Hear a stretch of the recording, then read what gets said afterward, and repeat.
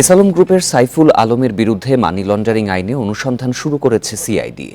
প্রতারণা, জালিয়াতি ও হুন্ডির মাধ্যমে ১,১৩,২৪৫ কোটি টাকা বিদেশে পাচারের অভিযোগে সাইফুল আলম, তার স্ত্রী ও সন্তান এবং সহযোগীদের বিরুদ্ধে এই অনুসন্ধান শুরু হয়েছে। শনিবার বিকেলে সিআইডির মিডিয়া উইং এই তথ্য নিশ্চিত করে, জানায় তাদের ফাইন্যান্সিয়াল ক্রাইম ইউনিট অনুসন্ধান কার্যক্রম পরিচালনা করছে। এসালম, তার স্ত্রী ফারজানা পারভিন ও দুই ছেলে সিঙ্গাপুর, মালয়েশিয়া এবং সাইপ্রাস সহ ইউরোপের বিভিন্ন দেশে অর্থ পাচার করেছেন। সেখানে তারা ব্যক্তি ও প্রতিষ্ঠানের নামে সম্পদ ক্রয় ও ব্যবসা পরিচালনা করেছেন। তারা প্রতারণার মাধ্যমে বিদেশে পণ্য আমদানি রপ্তানি এবং বিনিয়োগের নামে ৬টি ব্যাংক থেকে ৯৫,০০০ কোটি টাকা ঋণ নিয়ে আত্মসাৎ করেছেন।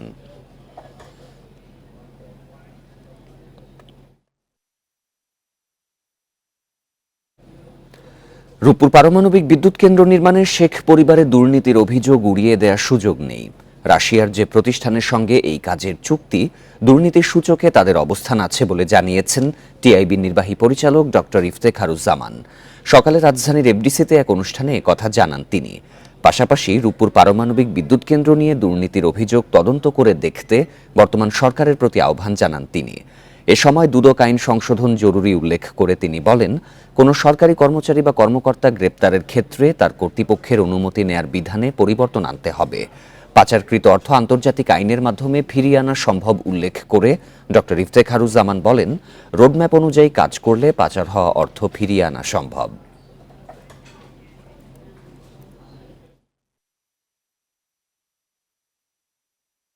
এটা বাংলাদেশের সবচেয়ে বড় ইতিহাসের সবচেয়ে বড় প্রকল্প। এখানে দুর্নীতির সম্ভাবনা কোনো অবস্থায় নাকচ করা যায় না। আর এই কারণে নাকচ করা যায় না যে রাশিয়ান যে কোম্পানির সাথে, যে প্রতিষ্ঠানের সাথে এই চুক্তিটা হয়েছে, যারা এই কাজটা করছেন, তাদের বৈশ্বিক মানদণ্ডে তাদের কিন্তু ট্র্যাক রেকর্ড দুর্নীতিবাজ হিসেবে মোটামুটিভাবে সুপরিচিত শব্দটা যদিও। নির্বাচনী ব্যবস্থা সংস্কার, দ্রুত নির্বাচন, আওয়ামী লীগের নিবন্ধন বাতিল সহ বেশ কিছু প্রস্তাব তুলে ধরেছে রাজনৈতিক দলগুলো। অন্তর্বর্তী সরকারের প্রধান উপদেষ্টা ডক্টর মোহাম্মদ ইউনূসের সঙ্গে বৈঠকে দলগুলোর নেতারা এসব প্রস্তাব দেন। রাষ্ট্রীয় অতিথি ভবন যমুনায় বেলা ৩টা থেকে চলছে বৈঠক। শুরুতেই অংশ নেয় ৭টি ইসলামিক দল। এগুলো হলো হেফাজতে ইসলামের অন্তর্ভুক্ত খেলাফত মজলিস, নেজামে ইসলাম, বাংলাদেশ খেলাফত আন্দোলন ও ইসলামী আন্দোলন। নির্বাচনী ব্যবস্থা সংস্কার সহ বেশ কয়েকটি প্রস্তাব তুলে ধরেন তারা। পরে বৈঠকে পরিচ্ছন্ন বাংলাদেশ গঠনে আওয়ামী লীগের নিবন্ধন বাতিল, দ্রুত নির্বাচনের দাবি সহ ৮৩টি প্রস্তাব দেয় এলডিপি। এছাড়া ১২ দফা প্রস্তাব তুলে ধরেন ১২ দলীয় জোট নেতারা। বিদ্যমান সংবিধান সংস্কার করে গণতান্ত্রিক রাষ্ট্র ব্যবস্থা প্রতিষ্ঠা সহ ৮ দফা প্রস্তাব দেয় বাংলাদেশ সমাজতান্ত্রিক দল। দুর্নীতিতে জড়িত রাজনীতিকরা যেন আর নির্বাচনে অংশ নিতে না পারে, সেই ব্যবস্থা নেওয়ার প্রস্তাব জানায় দলটি। রাত ৮টা পর্যন্ত রাজনৈতিক দলগুলোর সাথে টানা চলবে এই মতবিনিময় সভা। সরকারের প্রধানকে আমরা বলেছি, এই ৮৩টি যে প্রস্তাব সুপারিশ আমরা দিয়েছি, এগুলি যেগুলি উনি মনে করবেন অন্তর্বর্তীকালীন সরকারের জন্য যেগুলি সংস্কারের জন্য প্রয়োজন বা নিয়মিত রুটিন কাজের জন্য প্রয়োজন, এগুলি গ্রহণ করবেন, বাকিগুলি গ্রহণ করার প্রয়োজন নাই। এ বিষয়ে আরো জানাতে পারে রাষ্ট্রীয় অতিথি ভবন যমুনা থেকে যোগ দিচ্ছেন সহকর্মী শাহাদাত স্বপন। স্বপন, প্রধান উপদেষ্টার সাথে বৈঠকে রাজনৈতিক দলগুলো যারা নেতা রয়েছেন তারা তো বিভিন্ন প্রস্তাবনা দিয়েছেন, মূলত কি কি দাবি তারা পেশ করেছেন? দেখুন, আজকে বেলা ৩টা থেকে শুরু হওয়া ধারাবাহিক আলোচনার এই পর্যায়ে কিছুক্ষণ আগে যমুনায় প্রবেশ করেছে ডক্টর কামাল হোসেনের নেতৃত্বাধীন গণফোরামের একটি প্রতিনিধি দল। এর আগে বেলা ৩টায় এখানে পৌঁছায় হেফাজতে ইসলামের অন্তর্ভুক্ত ৬টি ইসলামিক দল এবং তারা সেখানে প্রবেশ করে তারা আলোচনা শেষে এখানে গণমাধ্যমের সাথে কথা বলেছেন। তাদের পক্ষ থেকে দুইজন কথা বলেছেন, মামুনুল হক এবং চরমোনাইর পীর সৈয়দ রেজাউল করিম। তারা যেটি বলেছেন, তারা মূলত নির্বাচনী ব্যবস্থার আমূল সংস্কারের জন্য, ঢেলে সাজানোর জন্য তারা কিছু সুনির্দিষ্ট প্রস্তাব দিয়েছেন। এর পাশাপাশি প্রশাসন সহ অন্যান্য যেসব খাত আছে রাষ্ট্রের গুরুত্বপূর্ণ, সেসব খাতেও সংস্কারের জন্য তারা প্রস্তাব রেখেছেন। এবং তারা যেটি বলেছেন যে আসন্ন নির্বাচন, যে নির্বাচনের জন্য মূলত এই অন্তর্বর্তী সরকার, সেই নির্বাচনের আগে যে কাঙ্ক্ষিত সংস্কার সেটি যেন তারা দ্রুততম সময়ে করেন এবং যৌক্তিক সময়ে করেন এবং যৌক্তিক সময়ে তাদের সংস্কারের পরে যেন তারা নির্বাচনের বিষয়ে তাদের অগ্রগতির দিকে এগিয়ে যান। অর্থাৎ এখানে যেন অনাকাঙ্ক্ষিতভাবে অনেক দীর্ঘ সময় না নেওয়া হয় এরকম তারা প্রস্তাব রেখেছিলেন এবং এতে ইতিবাচক সাড়া দিয়েছেন প্রধান উপদেষ্টা। তিনি বলেছেন যে তারা যৌক্তিক সংস্কারের পরেই নির্বাচনের দিকে যাবেন, তারা অনাকাঙ্ক্ষিত রকম দীর্ঘ সময়ে এই সরকার তারা চালাতে চান না। পাশাপাশি তারা রাজনৈতিক দলগুলোর সহযোগিতা চেয়েছেন। এরপরে এখান থেকে কথা বলে এলডিপির প্রধান কর্নেল অলি আহমেদ তিনিও কথা বলেছেন এবং তিনি যেটি বলেছেন যে তারা তাদের যে 93টি প্রস্তাব তারা রেখেছেন ধাপে ধাপে, সেই প্রস্তাবগুলি তারা মনে করেন যে প্রস্তাবগুলি যদি অনুসরণ করা হয় তাহলে রাষ্ট্রের যে কাঙ্ক্ষিত সংস্কার সেটি সম্ভব হবে এবং একটি পরিচ্ছন্ন বাংলাদেশ এবং গঠন করা সম্ভব হবে। এর পাশাপাশি তারা দাবি করেছেন যে আওয়ামী লীগের নিবন্ধন বাতিলের দাবিটি এলডিপির পক্ষ থেকে করা হচ্ছে, অন্য কোনো দলের পক্ষ থেকে অবশ্য এই বিষয়টি এত জোর দিয়ে দাবি করা হয়নি। পাশাপাশি এখানে সমাজতান্ত্রিক দল জাসদের পক্ষ থেকে, জাসদের একটি অংশ এটি শরীফ নুরুল আম্বিয়ার নেতৃত্বাধীন, তারাও সেখানে আলোচনা করেছেন এবং তাদের পক্ষ থেকে তারা যেটি বলেছেন যে দুর্নীতিবাদ যেসব রাজনীতিবিদ আছে তাদেরকে আইনের আওতায় এনে তাদের বিচার নিশ্চিত করার জন্য এবং যারা দুর্নীতি করেছেন রাজনীতিতে থেকে তারা যেন আর নির্বাচনে আসতে না পারেন সেই বিষয়টি নিশ্চিতেরও তারা দাবি জানিয়েছেন। তো এখন বৈঠক এখনো চলমান, রাত 8টার পরে হয়তো পরবর্তীতে আরো তথ্য জানা যাবে, আপনার মাধ্যমে আমরা তা দর্শকদের জানাবো। সুষ্ঠু নির্বাচনের জন্য বর্তমান সরকারকে বিএনপি পর্যাপ্ত সময় দেবে বলে জানিয়েছেন দলটির মহাসচিব মির্জা ফখরুল ইসলাম আলমগীর। এ নিয়ে নেতাদের অযথা বক্তব্য না দেওয়ার আহ্বান তার। এদিকে দখলদার চাঁদাবাজদের বিএনপিতে ঠাঁই নেই জানিয়ে বিশৃঙ্খলাকারীদের পুলিশের হাতে তুলে দিতে নেতাকর্মীদের নির্দেশনা দিয়েছেন মির্জা ফখরুল। কুমিল্লায় আলাদা অনুষ্ঠানে এসব কথা বলেন তিনি। বন্যা দুর্গতদের মধ্যে ত্রাণ বিতরণের জন্য শনিবার কুমিল্লায় যান বিএনপি মহাসচিব মির্জা ফখরুল ইসলাম আলমগীর। শুরুতে লালমাই উপজেলায় ক্ষতিগ্রস্তদের হাতে বিভিন্ন সামগ্রী তুলে দেন তিনি। সংক্ষিপ্ত বক্তব্যে মির্জা ফখরুল বলেন, সুষ্ঠু ভোটের পরিবেশ তৈরিতে অন্তর্বর্তী সরকারকে সমর্থন করছে বিএনপি। সরকারের সময়কাল নিয়ে নেতাদের বিভ্রান্তিকর বক্তব্য না দেওয়ার আহ্বান জানান তিনি।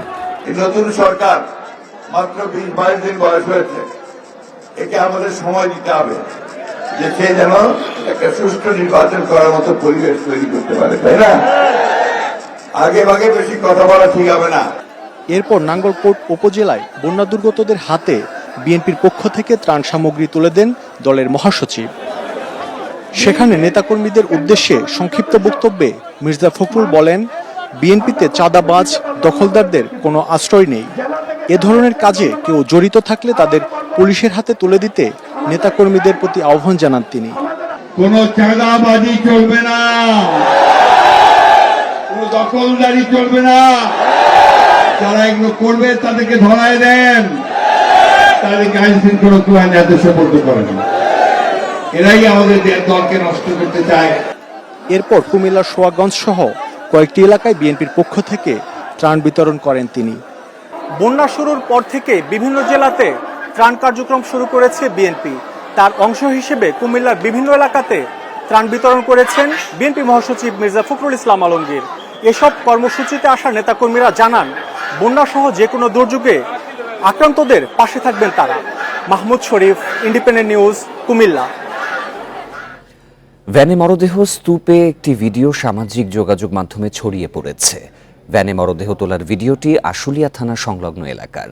ফ্যাক্ট চেক প্রতিষ্ঠান রিউমার স্ক্যানার বিষয়টি নিশ্চিত করেছে। 5ই আগস্ট বৈষম্য বিরোধী ছাত্র আন্দোলন চলাকালে ঘাতকের গুলিতে অকালে ঝরে পড়ে এসব তরুণ তাজা প্রাণ। ভ্যানে তোলা হচ্ছে একের পর এক মরদেহ, যা একটি ব্যানার দিয়ে ঢেকে ফেলা হয়। এ সময় সেখানে দেখা যায় ঢাকা জেলা উত্তর ডিবি পুলিশের পরিদর্শক আরাফাত সহ আরো কয়েকজন পুলিশকে। চাঞ্চল্যকর এই ভিডিওটি সম্প্রতি ছড়িয়ে পড়ে সামাজিক যোগাযোগ মাধ্যমে।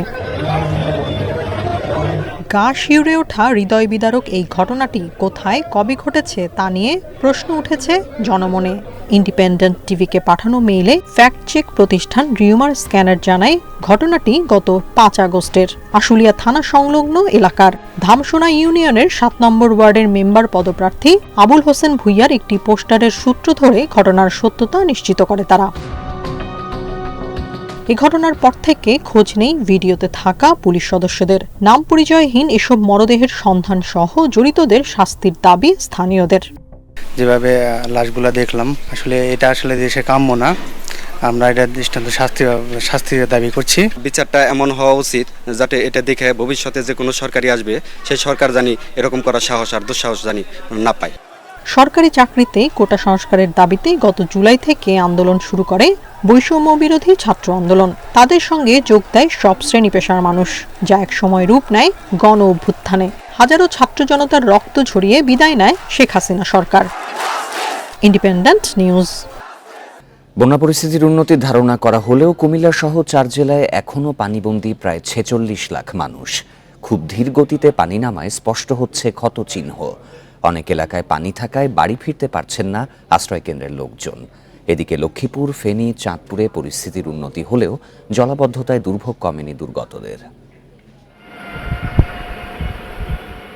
কুমিল্লায় গোমতীর ভাঙাবাদ দিয়ে এখনও ঢুকছে পানি।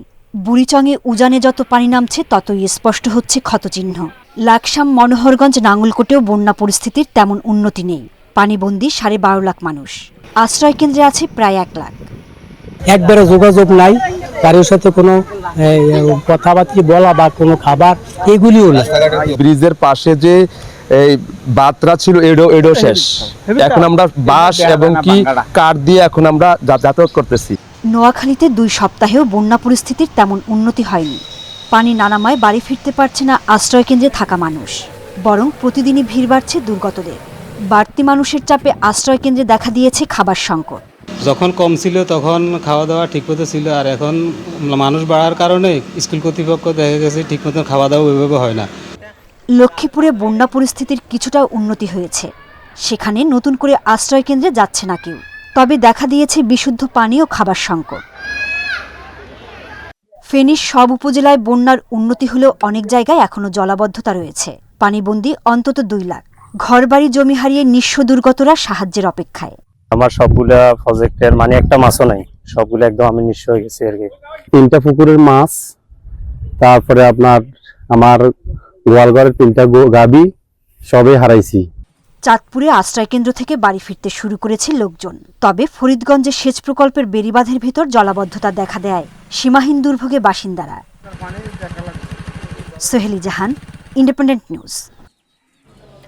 বিশ্ববাজারের সাথে সামঞ্জস্য রেখে সব ধরনের জ্বালানি তেলের দাম কমানোর সিদ্ধান্ত নিয়েছে সরকার। 1 সেপ্টেম্বর থেকে জ্বালানি তেলের মূল্য সমন্বয় করার কথা জানিয়েছে জ্বালানি মন্ত্রণালয়। সকালে এক সংবাদ বিজ্ঞপ্তিতে মন্ত্রণালয় জানিয়েছে, মধ্যরাত থেকে ভোক্তা পর্যায়ে প্রতি লিটার ডিজেল ও কেরোসিন বিক্রি হবে 105 টাকা 50 পয়সায়। বর্তমানে 106 টাকা থেকে দাম কমানো হয়েছে 1 টাকা 25 পয়সা। এছাড়া পেট্রোলের দাম লিটার প্রতি 127 টাকা থেকে 6 টাকা কমিয়ে 121 টাকা নির্ধারণ করা হয়েছে। আর লিটারে 131 টাকা থেকে 6 টাকা কমিয়ে অক্টেনের দাম নির্ধারণ করা হয়েছে 125 টাকা।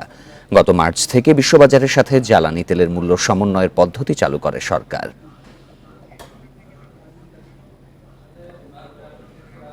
এই ছিল সংবাদ সন্ধ্যায়। আমন্ত্রণ পরের আয়োজনে।